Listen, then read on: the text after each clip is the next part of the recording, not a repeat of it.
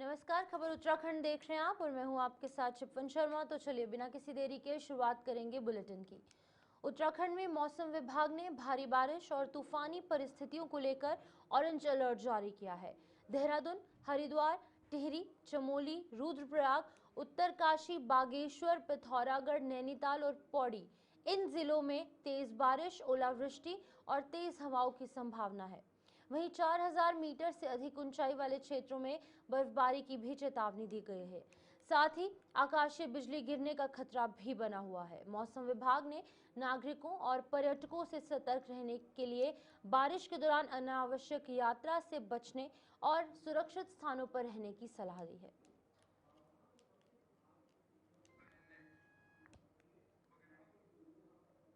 मुख्यमंत्री पुष्कर सिंह धामी ने लैंसडाउन पौड़ी गढ़वाल में आयोजित शहीद सम्मान समारोह में शिरकत कर शहीदों की अमर गाथाओं को नमन किया। उन्होंने शहीदों के परिजनों को ताम्रपत्र और अंग वस्त्र भेंट कर सम्मानित किया। इस अवसर पर मुख्यमंत्री ने सैन्य धाम निर्माण को राष्ट्र के वीरों को सच्ची श्रद्धांजलि बताया और सैनिकों के कल्याण हेतु कई घोषणाएं भी की। उन्होंने कहा कि उत्तराखंड का हर घर सैन्य पृष्ठभूमि में जुड़ा है और राज्य सरकार शहीद परिवारों के सम्मान और सुविधा के लिए प्रतिबद्ध है। समारोह में शहीद सम्मान यात्रा 2.0 का समापन हुआ और सभी ने वीर सपूतों को श्रद्धांजलि अर्पित की। भाइयों बहनों, उत्तराखंड की धरती प्रारंभ से ही वीरों की धरती रही है। यहां की घाटियों में, पहाड़ों में, नदियों में शौर्य की गाथाएं गूंजती हैं। इसी शौर्य को चिरस्थायी बनाने के लिए हमारी सरकार ने, जिसके बारे में अभी सैनिक कल्याण मंत्री श्री गणेश जोशी जी ने बहुत विस्तार से बताया कि 4 धामों के बाद 5वां धाम सैन्य धाम गुनियाल गांव में, जिसका निर्माण आदरणीय प्रधानमंत्री श्री नरेंद्र मोदी जी के मार्गदर्शन में हमारी सरकार के द्वारा कराया जा रहा है। सैन्य धाम केवल ईंट, पत्थर, सीमेंट, मिट्टी या गारे का ढांचा नहीं है, बल्कि उन अमर आत्माओं का प्रतीक है जो हमारे प्रत्येक बलिदानी के घर आंगन से आई पावन मिट्टी उस सैन्य धाम में लाई गई है। उस सैन्य धाम में बसती है उन माताओं की भावना, उन वीरों की शहादत की कहानियां, उनका इतिहास। प्रदेश के प्रत्येक शहीद के घर आंगन की मिट्टी सैन्य धाम में स्थापित करने की वर्ष 2021 से प्रारंभ हुई ये परंपरा केवल एक माटी संग्रह नहीं है, केवल एक कार्यक्रम मात्र नहीं है, बल्कि उन हुतात्माओं को हमारी ओर से श्रद्धांजलि है जिन्होंने अपनी मां की ममता को ठोकर मार दी, बहन की राखी को छोड़ दिया, बच्चों को भी रोते बिलखते छोड़ दिया, लेकिन हंसते हंसते भारत माता के लिए अपने प्राणों का बलिदान दे दिया। 2021 से अब तक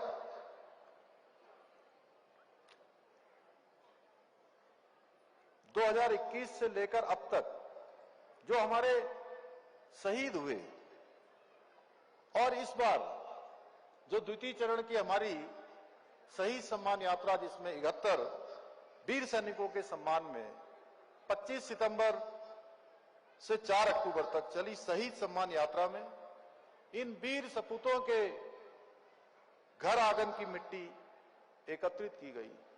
मैं भी इस कार्यक्रम में सम्मिलित हुआ था, इसलिए ये यात्रा उस आंसू का सम्मान है जो किसी मां ने अपनी मां की विदाई में बहाया होगा, अपने बेटे की विदाई में बहा होगा। उस महिला के हृदय की धड़कन का आधार है जिसने अपने पति, अपने भाई, अपने पिता को मातृभूमि के लिए अर्पित किया होगा। आज इस ऐतिहासिक यात्रा के समापन पर मैं यही कहूंगा कि अमर शहीदों के शौर्य, त्याग, पराक्रम की गाथा हमें सदैव प्रेरित करती रहेगी।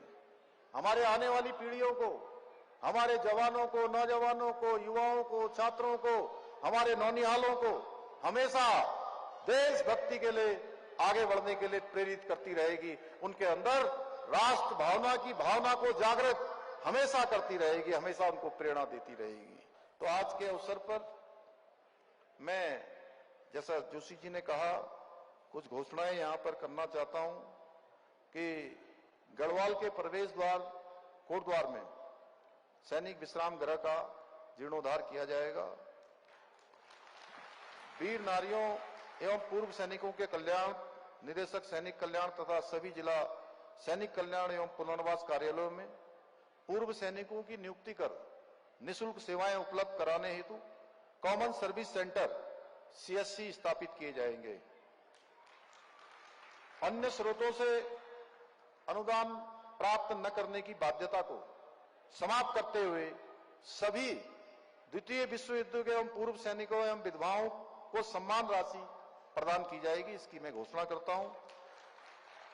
गढ़वाल राइफल्स रेजिमेंट सेंटर के लिए, जिसका DPR तैयार हो गया, उसके संग्रहालय के जीर्णोद्धार के लिए आर्थिक सहायता प्रदान की जाएगी, मैं इसकी घोषणा करता हूं। प्राथमिक स्वास्थ्य केंद्र जहरीखाल का उच्चीकरण किया जाएगा।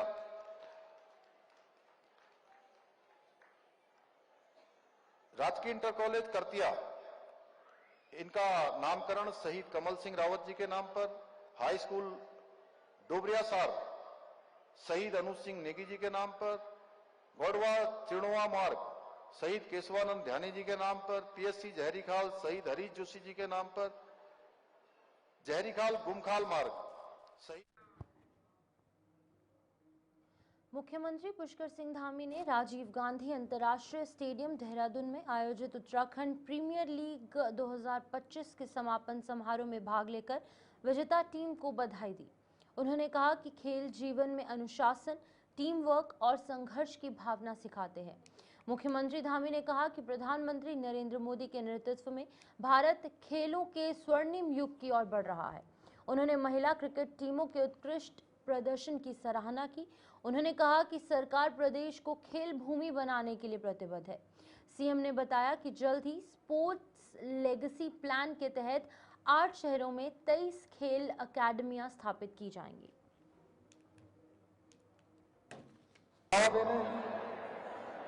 पुरुषों के साथ ही महिला खिलाड़ियों को प्रोत्साहित करने का प्रयास कर रही है। मुझे अत्यंत प्रसन्नता है कि उत्तराखंड क्रिकेट एसोसिएशन द्वारा पुरुष खिलाड़ियों के साथ साथ महिला खिलाड़ियों को भी बढ़ावा दिया जा रहा है। महिला खिलाड़ियों की 4 टीमों ने इस टूर्नामेंट में बेहतर प्रदर्शन किया और मुझे विश्वास है इस लीग में महिलाओं की भागीदारी भविष्य में एक मील का पत्थर साबित होगी। मुझे बताया गया कि बहुत कम समय में एसोसिएशन क्रिकेट ऑफ उत्तराखंड की बालिकाओं द्वारा BCCI के तत्वाधान में आयोजित अंडर 19 की इस चैंपियनशिप में 2 बार चैंपियन ट्रॉफी का खिताब अपने नाम किया गया है। इसके साथ ही हमारे राज्य के लिए यह अत्यंत गौरव की बात है कि पर्वतीय राज्य की 3 बालिकाएं राघवी बिष्ट, प्रेमा रावत एवं नंदिनी कश्यप अंतर्राष्ट्रीय स्तर पर अपनी पहचान बनाने में कामयाब रही हैं। उन्होंने अपने बेहतर प्रदर्शन से वर्तमान में न्यूजीलैंड में होने वाली सीरीज में भारतीय टीम में जगह बनाई है। इसके लिए मैं क्रिकेट एसोसिएशन ऑफ उत्तराखंड की सभी टीम को, उनके सदस्यों को, पदाधिकारियों को बहुत बधाई देता हूं। साथियों, आज उत्तराखंड के युवा बढ़ चढ़कर ऐसी प्रतियोगिताओं में भाग ले रहे हैं जो पूरे भारत में उत्तराखंड की अलग पहचान बना रहा है। आज का युवा उत्तराखंड को खेल के क्षेत्र में स्थान दिलाने के लिए प्रतिबद्ध होकर काम कर रहा है। लेकिन ये सोचने का विषय है कि उत्तराखंड का टैलेंट बाहर क्यों जा रहा है। हम जब देखते हैं कि हमारे पहाड़ी मूल के खिलाड़ी IPL में बेहतर प्रदर्शन कर रहे हैं, पर अपने राज्य से नहीं बल्कि दूसरे राज्यों की टीमों से खेल रहे हैं, इसलिए मैं क्रिकेट एसोसिएशन ऑफ उत्तराखंड के सभी पदाधिकारियों से कहना चाहता हूं कि उत्तराखंड की टीम देश की सबसे मजबूत टीम बने। ऐसी व्यवस्था, ऐसा नियोजन हम सब के द्वारा ऐसा प्रयास अवश्य होना चाहिए, क्योंकि हमारी सरकार प्रदेश में खेल संस्कृति को बढ़ावा देने के लिए, खिलाड़ियों के प्रोत्साहन के लिए लगातार काम कर रही है। इसी वर्ष हमारे राज्य में आयोजित हुए 38वें राष्ट्रीय खेलों में भव्य और उसका सफल आयोजन उत्तराखंड को देवभूमि के साथ साथ खेल भूमि के रूप में स्थापित करने का मार्ग भी इन खेलों के आयोजन ने किया है। इस बार के राष्ट्रीय खेलों में 103 पदक जीतकर हमारे खिलाड़ियों ने उत्तराखंड का गौरव बढ़ाने का काम किया है, एक इतिहास बनाने का काम किया है। आज उत्तराखंड में विश्व स्तरीय स्पोर्ट्स इंफ्रास्ट्रक्चर के मामले में अंतिम चरण में है और हेली सेवा के अंतिम स्लॉट के टिकट बुकिंग के लिए IRCTC की वेबसाइट 8 अक्टूबर को दोपहर 12 बजे खुलेगी। तीर्थयात्री 13 से 21 अक्टूबर तक की यात्रा के लिए हेली टिकट बुक करवा सकेंगे। वहीं केदारनाथ हेली सेवा गुधाकाली, फाटा और सीरसों से 6 एविएशन कंपनियों द्वारा सुचारू रूप से संचालित की जा रही है। बाबा केदार के कपाट 23 अक्टूबर को भैया दूज पर बंद होंगे, जिसके बाद की हेली सेवा का संचालन भी समाप्त हो जाएगा। यात्रा के अंतिम चरण में दर्शन के लिए टिकटों की भारी मांग है। भारत चीन सीमा से लगे उत्तरकाशी जिले के सीमांत गांव जादूंग अब वाइब्रेंट विलेज योजना के तहत तेजी से विकसित हो रहा है। जिलाधिकारी प्रशांत आर्य ने रविवार को गांव का स्थलीय निरीक्षण कर निर्माणाधीन कार्यों की प्रगति की समीक्षा की। वहीं उन्होंने अधिकारियों को तय समय में गुणवत्तापूर्ण कार्य पूरे करने के निर्देश दिए। योजना के तहत पहले चरण में पारंपरिक शैली में 6 और दूसरे चरण में 8 होम स्टे बनाए जा रहे हैं। जिलाधिकारी ने कहा कि जादूंग भविष्य में सीमांत पर्यटन का प्रमुख केंद्र बनेगा, जिससे कि स्थानीय युवाओं को रोजगार और क्षेत्र की अर्थव्यवस्था को मजबूती मिलेगी। हरिद्वार में जिला विधिक सेवा प्राधिकरण के तत्वावधान में नशे को जो अपनाएगा पूरे जीवन वो पछताएगा शीर्षक के साथ जागरूकता रैली का आयोजन किया गया। ये कार्यक्रम नशा योजना 2015 के अंतर्गत नशा उन्मूलन और नशे के दुष्प्रभावों से लोगों को जागरूक करने के उद्देश्य से आयोजित हुआ। मुख्य अतिथि जिला जज नरेंद्र दत्त ने युवाओं से नशे से दूर रहने की अपील की। जिलाधिकारी मयूर दीक्षित और SP क्राइम जितेंद्र मेहरा ने नशा मुक्त समाज के लिए जन सहभागिता पर जोर दिया। इस रैली में स्कूली बच्चों, शिक्षकों और सामाजिक संगठनों ने बढ़ चढ़कर हिस्सा लिया। इस रैली का उद्देश्य ये है कि जन जन को आगाज दे रहे हैं कि भैया नशा से दूर रहे, क्योंकि आप जानते हैं आज के देश में हमारे कम से कम खास करके उत्तराखंड में बच्चे जो छोटे बच्चे हैं वो नशे में लिप्त हैं, और जो कल के हमारे भविष्य हैं उन भविष्य को बचाने के लिए ये हमने अभियान चलाया है। और मुझे बड़ी खुशी की बात है कि जो हमारे DLSA सेक्रेटरी हैं सुमन जी ने बड़ा अच्छा प्रयास करके बड़े अच्छे लोगों को जागृत करने के लिए एक बड़ी अच्छी रैली लगाई जो आपने देख ही सकते हैं। सर जी नहीं, वही तो कह, इसीलिए मैं कह रहा हूँ बड़ा अच्छा लगा कि बच्चों ने इसमें बढ़ चढ़ के भाग लिया, स्कूल के बच्चे आए हैं, तो ये दर्शाता है कि कहीं ना कहीं बच्चे भी इस चीज से फील करते हैं कि हमको क्या बोलते हैं इस चीज को आगे आके इस चीज को मिटाना चाहिए अपने समाज से। सर इसके अलावा नहीं, बिल्कुल इसको मैं तो यही रहेगा कि हमें समय समय पर इस चीज को करना चाहिए ताकि बच्चों में ये जागृत है। और इस तरीके का एक मेरा ये भी रहेगा कि हमें प्रयास रहेगा कि हम इस चीज अभियान को पब्लिकली हमारे चले, कई हर स्कूलों में जाके आइडेंटिफाई करे क्षेत्र और वहाँ स्कूलों में जाके इस तरीके के प्रोग्राम करे जहाँ पर बच्चों को जागृत किया जाए कि नशा से दूर रहे। नशा मुक्त भारत अभियान को लेकर रैली का आयोजन किया जा रहा है, जिसमें आज मुख्यालय में यहाँ पर हरिद्वार में भी एक बड़ी रैली का आयोजन किया गया है। इसके माध्यम से लोगों को से नो टू ड्रग्स, नशा मुक्त भारत की तरफ बढ़ने के लिए और नशीले पदार्थों का सेवन बंद करने के लिए तथा कोई उसका सेवन करता है तो उसको रोकने के लिए और उसकी सूचना देने के लिए लोगों को अपडेट किया जा रहा है। इसमें विभिन्न स्कूल के लोग, बच्चे, टीचर्स, कॉलेजेस के बच्चे, NCC NSS के छात्र छात्राएं और कई हमारे जो NGOs हैं जो जनपद में कार्य करते हैं उनके द्वारा प्रतिभाग किया गया है। और आगे भी ऐसे कार्यक्रम आयोजित किए जाते रहेंगे और इसमें पुलिस और जो हमारे अन्य जो डिपार्टमेंट्स है समाज कल्याण, उनके द्वारा स्कूलों में जा जाकर भी अवेयरनेस प्रोग्राम रन किए। देखिए नशे से बचने के लिए सभी को अवेयर होना पड़ेगा और स्वयं को ही साथ साथ अपने परिवार और अपने मित्र में जो भी अगर कोई ऐसे बुरी आदत में अगर वो संलिप्त होता है तो उसको समय पर सचेत किया जाए और उसको उससे दूरी बनाने के लिए बताया जाए। तो जैसे ही लोगों में अवेयरनेस होगी तो निश्चित तौर पे इसमें काफी बदलाव देखने को मिलेगा। माननीय मुख्यमंत्री महोदय के ड्रग्स फ्री देवभूमि 2025 अभियान के तहत लगातार नशे के विरुद्ध कार्यवाही और अभियान चलाए जा रहे हैं। इसी संदर्भ में आज डीएलएसए और एनटीएफ ने मिलकर एक रैली का आयोजन किया है, जिसमें ऋषिकुल ग्राउंड से लेके गोविंद घाट तक एक रैली आई है। माननीय डिस्ट्रिक्ट जज साहब भी थे, डीएम सर भी थे और सभी सभी ने अंदर पार्टिसिपेट किया है। पुलिस की तरफ से साइबर सेल भी एनटीएफ ऑर्गेनाइज कमेटी का पार्ट है और सबने किया है। लगातार इससे कार्रवाई करते जा रहे हैं, लोगों को जागरूक करते जा रहे हैं ताकि ये जो एक नशे के बीच हमारी जंग है ये।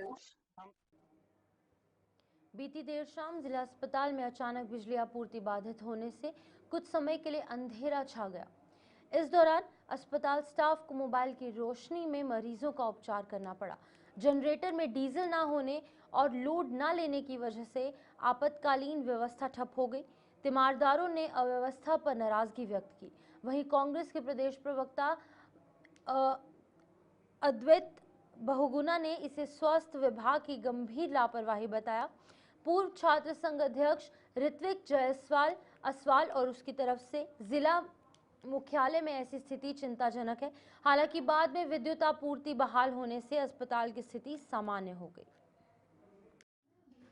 ये आज करीबन 1.5 घंटे पहले हम जिला अस्पताल में अपने एक पेशेंट को लेके आए थे। जब अचानक पावर कट ऑफ हो गया था, जब हमारी प्रशासन काफ़ी देर तक जब इमरजेंसी में भी लाइट नहीं आई, तो जब हमारी अस्पताल प्रशासन से बात हुई तो उनका कहना था कि हमारे जनरेटर में डीजल नहीं है, ऐसी व्यवस्था हमारे पास नहीं हो पा रही है, हमारे जनरेटर कम पावर का है जो लोड उठा नहीं पा रहा है। तो ये बहुत दुर्भाग्यपूर्ण घटना है और इस घटना की हम कड़े शब्दों में निंदा भी करते हैं कि आज जिला अस्पताल मंडल मुख्यालय पौड़ी में जिला अस्पताल की इमरजेंसी जो सेवाएं हैं उसकी स्थिति है कि टॉर्च से डॉक्टरों को होना पड़ रहा है। और कहीं ना कहीं इसमें मैं स्वास्थ्य विभाग की कमी इसको दर्शाना चाहूँगा कि जिला मुख्यालय के अस्पताल की ये स्थिति है तो हम ये अनुमान नहीं लगा सकते हैं कि जो गाँव में जो अस्पताल संचालित हैं उनमें क्या स्थिति और व्यवस्था होगी।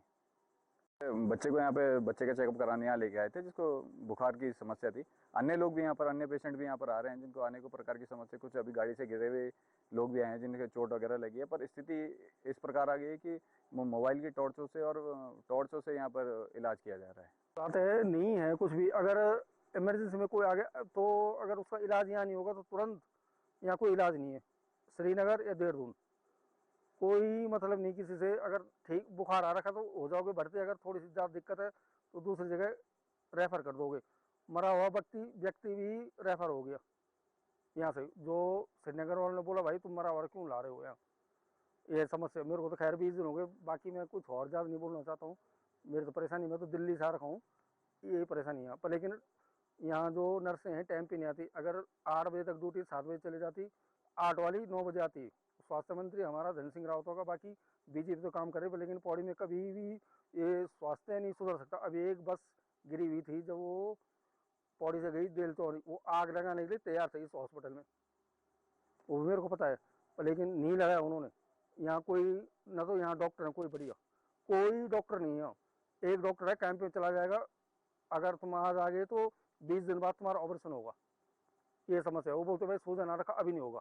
ये तो सीधे सीधे लापरवाही का मामला है, इसमें बाकी कोई दूसरी कोई बात नहीं है। नेग्लिजेंसी है जिसे नेग्लिजेंसी कहा जाए, और नेग्लिजेंसी के अलावा और कोई मामला नहीं। अब ये खपने की बात है कि यार ओटी के अंदर अगर आप इस समय वो आप मोबाइल की रोशनी में कर रहे हैं, और वो भी ये अगर ये स्थिति डिस्ट्रिक्ट हॉस्पिटल की है, इतनी लापरवाही और इतनी नेग्लिजेंसी अगर जिला अस्पताल के अंदर है, तो ये इसके लिए जिम्मेदार कौन है? अभी से जिम्मेदार किसको ठहराया जाए बताइए? ये तो मतलब अफसोसजनक स्थिति है ये कि संसाधनों के होने के बावजूद, सब चीजों के होने के बावजूद अगर ऐसी स्थिति है तो फिर ईश्वर मालिक है इस पौड़ी।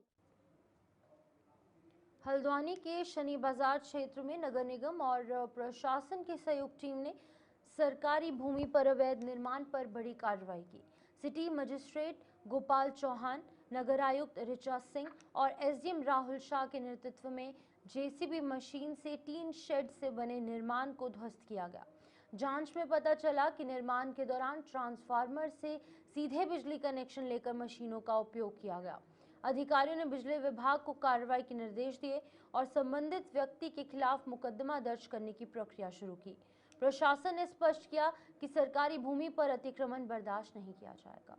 बाजार रोड पर ये शिकायत आ रही थी कि जो सड़क की जमीन है उस पर एक निर्माण हो रहा है और इसमें जो यहाँ पर ट्रांसफार्मर लगा है उससे कनेक्शन भी लिया गया है। तो इसी क्रम में प्रशासन की टीम के साथ यहाँ संयुक्त कार्रवाई की गई है और इसमें जो इन्होंने रोड पर निर्माण किया था उसको यहाँ पर गिरा दिया गया है और इसके अलावा जो ट्रांसफार्मर से कनेक्शन है उसके लिए प्रशासन के माध्यम से विद्युत विभाग को बुलाया गया है और वो वहाँ पर उसमें चेक कर रहे हैं और उसमें जो भी विधिक कार्रवाई है उनके द्वारा की जा रही है। सड़क चौड़ी भी होनी है? बिल्कुल, ये चौड़ीकरण में है। इसमें राजस्व विभाग की तरफ से और नगर निगम दोनों साइड इसमें कार्रवाई कर रहे हैं। इसमें निशान लग रहे हैं कि कहाँ तक जो सरकारी नंबर है और उसके बाद इसका चौड़ीकरण का कार्य प्रारंभ होगा, क्योंकि शनि बाजार नाले को भी बनाया जाना है जिससे शहर की जो पानी की समस्या है जो पूरा बरसात में आता है उससे भी निजात मिलेगा।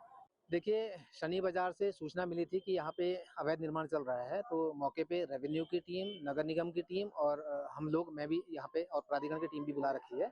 तो मौके पे वाकई में अवैध निर्माण चल रहा था, क्योंकि कोई परमिशन नहीं मिली हुई है, कोई नक्शा पास नहीं किया हुआ है। तो हमने प्रथम दृष्टया जो हमको प्रतीत हुआ कि अवैध निर्माण है और दूसरा जो पैमाइश करने के बाद जो इन्होंने दीवार वगैरह बना रखी थी वो भी अवैध निकली है। तो पैमाइश करने के बाद उसको ध्वस्त भी करवा दिया है, जो इन्होंने टीन की दीवार बना रखी थी।